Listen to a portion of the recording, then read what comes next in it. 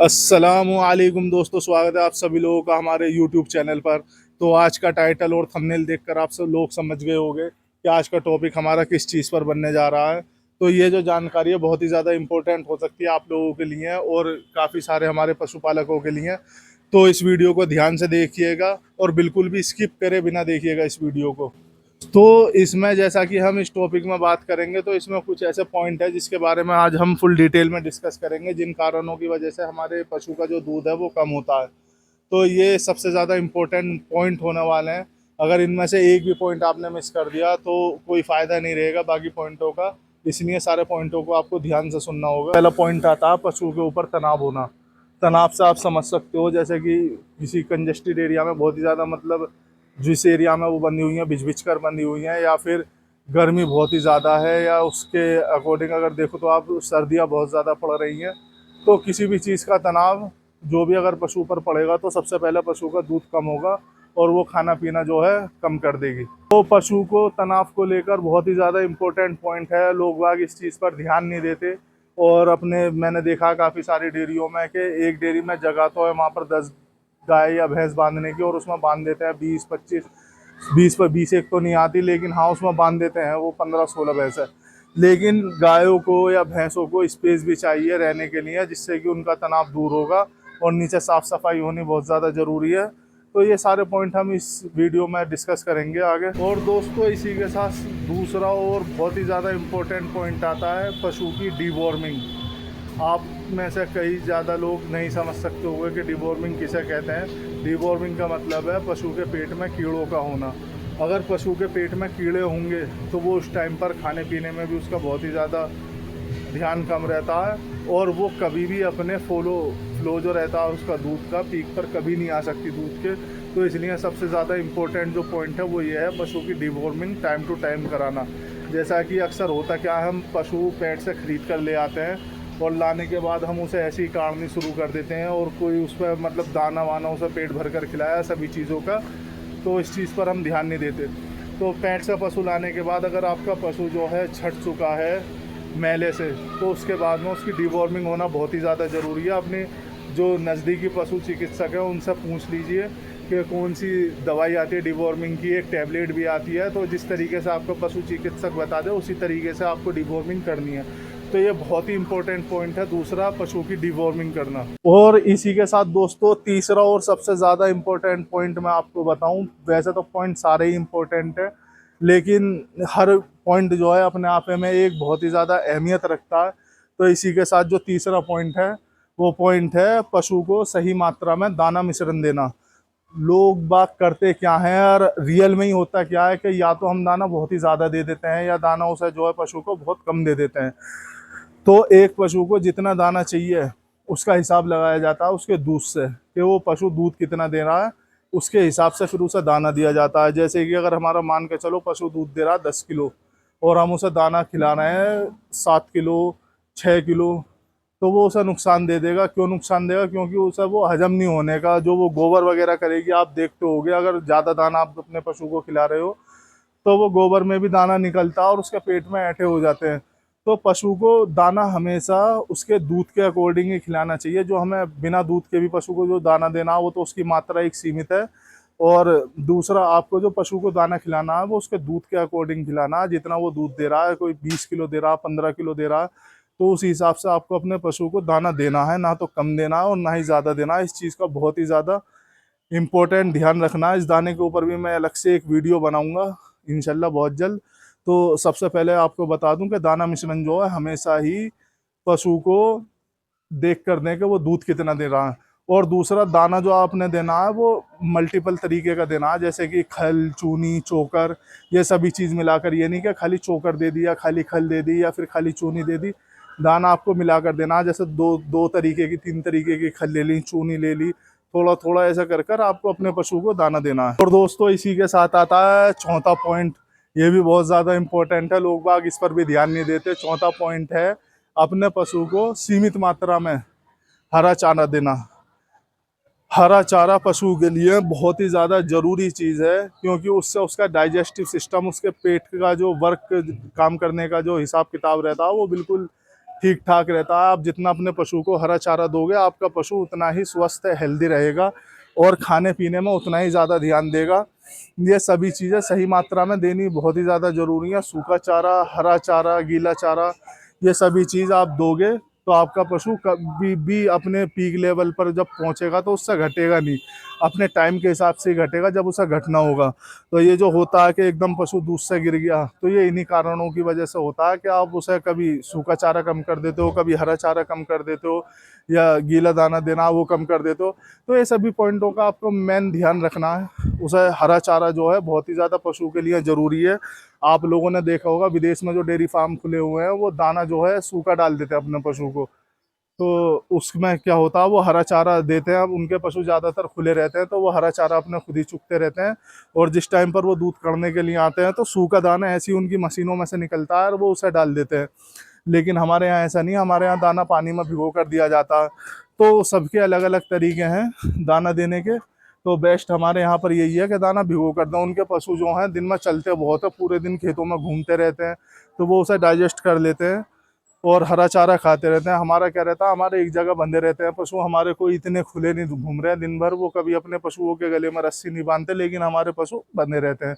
तो सभी जगह का अपना अलग अलग तरीका है, तो इस चीज़ पर बहुत हमें ध्यान देना। हरा चारा डेली देना जरूरी है, एक सीमित मात्रा में। अब कैल्शियम देना पशु को क्यों ज़्यादा जरूरी है, इसके कई कारण हो सकते हैं। जैसा कि आप लोग देख सकते हो, हमारी अब ये गाय हमारे पीछे जो आपको दिख रही है सूख रही है। ये सूख इस वजह से रही है, इसने अभी बच्चा दिया है, अभी ये छटाव कर रही है अपना। तो अब होता क्या है, जब आपका पशु दूध देना चालू कर देता है तो दूध में क्या होता है, कैल्शियम रहता है। तो पशु का जो कैल्शियम है वो निकलता है पशु के अंदर से, आप मानो या ना मानो। जैसा कि लोग बाग बोलते हैं ना कि जो दूध देने वाला पशु रहता है वो कभी भी पनप नहीं पाता, तो उसकी वजह यही है कि उसका कैल्शियम डे बाय डे टूटता रहता है। तो इसमें सबसे इम्पोर्टेंट रोल रहता है कैल्शियम का। तो आपने अपने पशु को उसके दूध के हिसाब से, कितना वो दूध दे रहा है, डेली उसे कैल्शियम आपको देना ही देना है। मैं आपको दिखा देता हूँ, हम भी कैल्शियम डेली देते हैं अपने दूध देने वाले पशु को। जैसे कि हमारी कैल्शियम की बाल्टी रखी हुई है, ऊपर ये नाल रखी हुई है, इसी नाल से हम नाप कर, जैसा हमें पशु चिकित्सक ने बताया उसी हिसाब से हम ये कैल्शियम अपने पशु को देते हैं। तो ये बहुत ही ज़्यादा इंपॉर्टेंट पॉइंट है। इससे होता क्या, आपका पशु कभी भी कमज़ोर नहीं होगा, और जो बोलते हैं ना कि दूध देता है सूखता चला जाता है, वो कभी भी नहीं होगा, क्योंकि उसके अंदर कैल्शियम की कमी हमेशा पूरी रहेगी। तो ये बहुत ही ज़्यादा इंपॉर्टेंट पॉइंट है। और दोस्तों, इसी के साथ में छठा जो पॉइंट आता है हमारे पास, वो आता है अपने पशु को नमक देना। तो काफ़ी सारे पशुपालक जो हमारे भाई हैं, वो कभी भी अपने पशु को नमक नहीं देते। नमक क्या, हमारे यहाँ पर ही मैं आसपास देखता हूँ कोई भी नमक नहीं देता। तो नमक देने का तरीका क्या है, मैं आपको तरीका बता दूं। आप नमक जो है दाना मिश्रण में मिला सकते हैं, या जैसे कि आप अपने पशु को सानी कर दें अखूर के अंदर, उसमें आप नमक मिला सकते हैं। नमक जो है एक सीमित मात्रा में मिलाना है, ये नहीं कि नमक का पैकेट लिया और पूरा अपने जानवरों के आगे पलट दिया, नहीं। एक सीमित मात्रा में नमक मिलाना है, एक पशु के हिसाब से 50 ग्राम जैसे कि। तो उससे क्या रहता है, उसके अंदर जो है आयोडीन की कमी नहीं होती। जैसे इंसान को भी नमक की आवश्यकता ज़रूरत है, इसी तरह पशुओं को भी नमक की आवश्यकता है। उनके अंदर आयोडीन की कमी नहीं होगी, उन्हें न्यूट्रिशन मिलेंगे उससे, और उसी के साथ में वो जो खाना वगैरह खाते हैं उसको सही से पचा पाएंगे। और जब पशु नमक खाएगा तो उस दौरान वो पानी बहुत ज़्यादा पिएगा, जिससे कि उसकी हेल्थ काफ़ी अच्छी रहेगी। तो नमक का भी अपना एक अलग ही रोल है। लोग बाग इन छोटी छोटी चीज़ों पर ध्यान नहीं देते, जिसकी वजह से उनका दूध जो है वो कम होता जाता है। और दोस्तों, इसी के साथ आता है हम अपने 7वें पॉइंट की तरफ, जिसमें कि 7वां पॉइंट हमारा क्या आता है, वो देसी नुस्खे देने। ये भी आप पशु चिकित्सक की सलाह से ले सकते हैं, लेकिन मुझे जैसे कि डेयरी का 20 साल का तकरीबन एक्सपीरियंस है, बचपन से ही हम अपने डेयरी फार्म में लगे हुए हैं। तो नुस्खे से मतलब क्या है, नुस्खे से मतलब है जैसे कि गर्मी का टाइम चल रहा है, तो उस टाइम आप अपनी गाय है अगर आपके पास, तो उसे तेल, कच्ची खांड, ये सब वगैरह मिलाकर मतलब दे सकते हो। जैसे तेल हुआ, कच्ची खांड हुआ, बेसन हुआ, ये तीनों चीज़ें मिलाकर दे सकते हो। ये हफ्ते में सिर्फ आपको 2 दिन देने हैं, और सही मात्रा में देने हैं। हर चीज़ का मैं आपसे बार बार पॉइंट जो डिस्कस कर रहा हूँ उसमें आपको बताता जा रहा हूँ कि हर चीज़ आपको सही मात्रा में देनी है। सही मात्रा में देनी क्यों ज़रूरी है, क्योंकि चीज़ ज़्यादा भी नहीं हो और कम भी नहीं हो। आपके पास जो आप पशु को चीज़ दें वो सही मात्रा में दें। तो इसकी सलाह आप अपने नज़दीकी पशु चिकित्सक, सब हर कहीं पर रहते हैं पशु चिकित्सक, और गवर्नमेंट ने भी सभी जगह पर पशु चिकित्सक जो है वो हॉस्पिटल जो भैंसों के, गायों के, वो खुले हुए हैं जानवरों के। तो आप उनकी सलाह से अपने ले सकते हैं। अगर आप उन्हें फ़ोन करेंगे तो वो आपके घर पर आ जाएंगे, ये उनकी सुविधा रहती है। क्योंकि पशु इंसानों की तरह हॉस्पिटल नहीं जा पाता, इसलिए उनके जो हॉस्पिटल के अंदर डॉक्टर रहते हैं वो आपके घर पर विजिट कर सकते हैं। तो उनका कुछ एक अलग चार्ज रहता है, जैसे कि आपके आते रहते हैं, सभी बुलाते हैं उन्हें, तो उस टाइम पर आप इन सभी चीज़ों की मात्रा उनसे पूछ सकते हो। तो ये चीज़ देनी बहुत ही ज़्यादा ज़रूरी है। अब जैसे कि आ गई भैंस, तो भैंस को क्या दिया जाए भाई? गाय को तो कच्ची खांड, बेसन, तेल ये देते हैं। और भैंस को क्या दिया जाता है? भैंस को दिया जाता है तेल, चीनी या देसी घी दे दिया। ये नुस्खे बहुत ही ज़्यादा ज़रूरी हैं देने। इससे क्या रहता है, इससे पशु के अंदर चिकनाई भी बनी रहती है। कच्ची खांड का अपना एक अलग ही फ़ायदा, वो ठंडी रहती है। और बेसन का भी अलग फ़ायदा, वो भी पशु के अंदर ठंडक पहुंचाता है।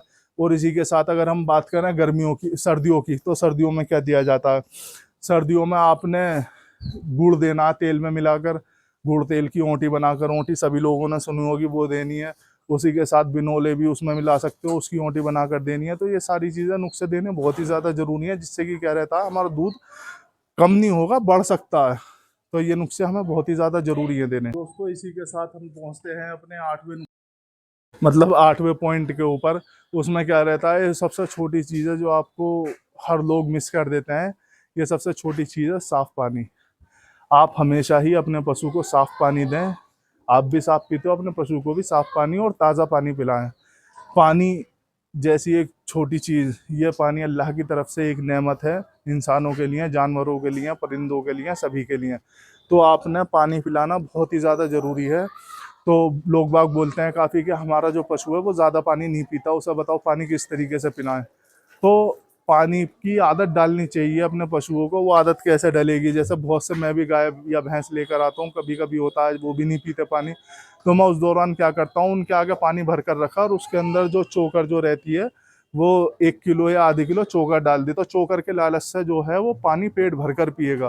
तो पानी की आदत अपने पशु को ज़रूर डालें, ये बहुत ही ज़्यादा इम्पोर्टेंट है। अगर आपका पशु पानी पर्याप्त मात्रा में पेट भरकर नहीं पिएगा तो आपका पशु कभी भी दूध पूरा नहीं दे पाएगा। इसलिए पानी ज़रूर साफ़ और स्वच्छ ही पानी पिलाएं हमेशा। गर्मी इतनी हो रखी है, आप लोगों की वजह से गर्मी में वीडियो बना रहा हूँ, लेकिन कोई नहीं, आज ये वीडियो कंप्लीट करनी थी हमें। और दोस्तों, फाइनली इसी के साथ हम अपने लास्ट टॉपिक पर पहुँचते हैं। वो टॉपिक हमारा क्या आता है? लास्ट टॉपिक है हमारा अपने पशु की प्यार से देखभाल। अब आप लोग बोलोगे ये क्या मतलब कि प्यार से देखभाल? भाई, ये बहुत ही ज़्यादा इम्पोर्टेंट चीज़ है, आप नहीं समझोगे। अगर आपसे भी अगर कोई प्यार से मतलब हालचाल पूछे, आपकी प्यार से केयर करे, तो आपको भी अच्छा लगेगा। इसी तरीके से जो आपके जो पशु रहते हैं, ये बेबोलते जानवर हैं, इनकी हमेशा प्यार से देखभाल करिए, इनकी केयर करिए। इनके आगे देखिए, जैसे हमने इन्हें सानी कर दी, इन्होंने सानी खाई या नहीं खाई या बची तो नहीं है, तो वही एक केयर रहती है इनकी। इनका खान पीन का ध्यान रखना, इनके पानी का ख्याल रखना, इनकी सभी सुविधाओं का ख्याल रखना। क्योंकि ये जानवर हैं बेबोलते, ये कभी मुंह से आपसे नहीं कहने के कि हमें ये चीज़ दो या वो दो। हमारा क्या है, दूध काढ़ा निकाला नहीं, हमारा काम है इनके, अगर हम दूध ले रहे हैं, इन्हें पाल रहे हैं, तो इनकी प्रॉपर तरीके से देखभाल करना। तो ये बहुत ही ज़्यादा इम्पोर्टेंट पॉइंट है। सारे पॉइंट अपने एक तरफ और ये पॉइंट जो है हमारा एक तरफ। गाय की या भैंस की या जो भी आप जानवर पाल रहे हो, कुत्ता, बिल्ली या कुछ पंछी पाल रहे हो, तो इन सभी की प्यार से देखभाल करना, उनकी केयर करना, ये हमारी मानवता भी कहती है। और ये सबसे ज़्यादा इम्पोर्टेंट रोल है। तो होता क्या है, जैसे हम सानी वगैरह अपने गायों को या भैंसों को कर देते हैं, उसमें फिर हम करते क्या है कि उसने खाई या नहीं खाई, अगले दिन उसी सानी में दूसरी मिला दी। नहीं, अगर आपका पशु थोड़ी सानी छोड़ दे तो उसमें चोकर लेकर मिला दें। चोकर एक ऐसी चीज़ है पशु के लिए जो कि हर पशु को पसंद है। आप अगर रूखी चोकर भी रखोगे, कुछ नहीं खाए, पशु चोकर ज़रूर खाएगा। और सबसे हल्का खाना इनके लिए है, और उसमें कैल्शियम भी रहता है चोकर के अंदर। तो उसमें चोकर मिला के आप अखूर साफ़ करें। और जो आप भूसा या जो भी चीज़ खिला रहे हैं, जैसे कि मान के चलो गाय को हम भूसा खिला रहे हैं, 3 किलो भूसा बहुत है गाय के लिए, भैंस के लिए 4 किलो भूसा बहुत है एक भैंस के लिए। तो इसी तरीके से इनकी खुराक जो है, आप ये नहीं कि भैंस को 7-8 किलो भूसा डाल दिया, गाय को 6-7 किलो भूसा डाल दिया, नहीं, आपको तरीके से डालना। और हरा चारा, सूखा चारा और गीला चारा, ये सभी चीज़ आपको तरीके से खिलानी है। तो उम्मीद करता हूँ ये हमारे सारे पॉइंट आप सभी लोगों को समझ में आए होंगे। और इंशाल्लाह अगर आप किसी पॉइंट को मिस कर रहे हो, वैसे तो आप ये सभी चीज़ करते होगे, अगर मिस कर रहे हो तो उस चीज़ को पूरा करोगे। और अगला वीडियो हमारा किस टॉपिक पर आपको जानना है, आप हमें कमेंट में अपनी राय दे सकते हैं। इंशाल्लाह हम उस टॉपिक पर भी वीडियो बनाएंगे। तो मिलते हैं इंशाल्लाह नेक्स्ट वीडियो में, तब तक के लिए अल्लाह हाफिज़।